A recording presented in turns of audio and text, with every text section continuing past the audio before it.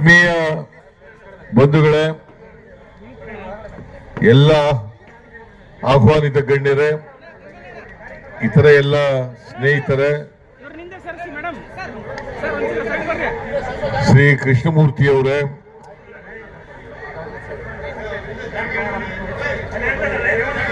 ಇತರ ಎಲ್ಲ ಸ್ನೇಹಿತರೆ,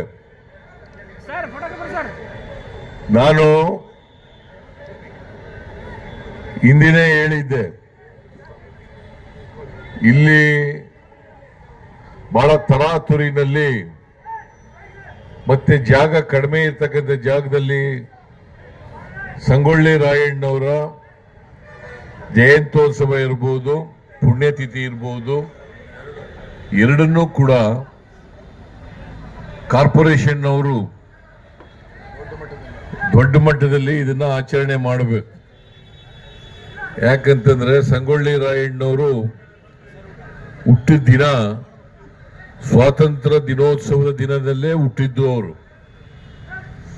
ಆಮೇಲೆ ಅವರನ್ನ ನೇಣುಗಂಬಕ್ಕೆ ಏರಿಸಿದ್ದು ಅಂದ್ರೆ ಆಲದ ಮರದಲ್ಲಿ ಅವರನ್ನ ನೇಣು ಹಾಕಿದ್ರು. ಅದು ಕೂಡ ಗಣರಾಜ್ಯೋತ್ಸವ ದಿನದಂದೇ ಮಾಡಿದ್ದು. ಎರಡೂ ಕಾರ್ಯಕ್ರಮಗಳನ್ನ ದೊಡ್ಡ ಪ್ರಮಾಣದಲ್ಲಿ ಮಾಡಬೇಕು ಅಂತ ನಾನು ಈಗಾಗಲೇ ಸೂಚನೆಯನ್ನು ಕೊಟ್ಟಿದ್ದೇನೆ. ಕಾರ್ಪೊರೇಷನ್ನವ್ರಿಗೂ ಕೂಡ ಹೇಳಿದ್ದೇನೆ. ಕಾರ್ಪೊರೇಷನ್ನವರು ಮುಂದಿನ ಪುಣ್ಯತಿಥಿಯನ್ನ ರವೀಂದ್ರ ಕಲಾಕ್ಷೇತ್ರ ಅಥವಾ ಬೇರೆ ಯಾವ್ದಾದ್ರು ಕ್ಷೇತ್ರ ಇದರಲ್ಲಿ ಮಾಡಬೇಕು. ಆಮೇಲೆ ಸಂಗೊಳ್ಳಿ ರಾಯಣ್ಣವರ ಜನ್ಮದಿನೋತ್ಸವವನ್ನು ಕೂಡ ಆಚರಣೆ ಮಾಡಬೇಕು. ಎರಡೂ ದಿನಗಳು ಬಹಳ ಪ್ರಾಮುಖ್ಯವಾದಂಥ ದಿನಗಳು. ಯಾಕಂದ್ರೆ ಅವರು ಹುಟ್ಟಿದ ದಿನ ಮತ್ತು ಅವರನ್ನ ನೇಣಾಕದಂಥ ದಿನ, ಎರಡೂ ದಿನಗಳು ಬಹಳ ಪ್ರಮುಖವಾದಂಥ ದಿನಗಳು. ಎರಡೂ ದಿನಗಳು ಕಾಕತಾಳೀಯ ಅನ್ನೋ ರೀತಿಯಲ್ಲಿ ಒಂದು ಸ್ವಾತಂತ್ರ್ಯ ದಿನೋತ್ಸವ, ಇನ್ನೊಂದು ಗಣರಾಜ್ಯೋತ್ಸವ ದಿನ ಆಗ್ತಾ ಇದ್ದಾವೆ ಕ್ರಮವಾಗಿ. ಅದರಿಂದ ನಾನು ಇವತ್ತು ಇಲ್ಲಿ ಸಂಗೊಳ್ಳಿ ರಾಯಣ್ಣವರ ಪ್ರತಿಮೆ ಇಲ್ಲಿ ಹೂನಾರ ಹಾಕಿ ಆಮೇಲೆ ಕಾರ್ಯಕ್ರಮಕ್ಕೆ ಹೋಗೋಣ.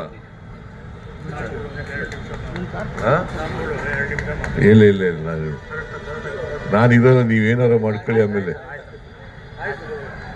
ನೀವೇನಾರ ಮಾಡ್ಕೊಳ್ಳಿ. ಈ ಕೃಷ್ಣಮೂರ್ತಿನೇ ಇದೆಲ್ಲ ಈ ಪ್ರತಿಮೆ ಆಗ್ಲಿಕ್ಕೆ ಕಾರಣಕರ್ತ. ಆಮೇಲೆ ರೈಲ್ವೆ ಸ್ಟೇಷನ್ಗೆ ಸಂಗೊಳ್ಳಿ ರಾಯಣ್ಣ ರೈಲ್ವೆ ನಿಲ್ದಾಣ ಅಂತೇಳಿ ಹೆಸರು ಆಗ್ಲಿಕ್ಕೆ ಇವನೇ ಕಾರಣಕರ್ತ.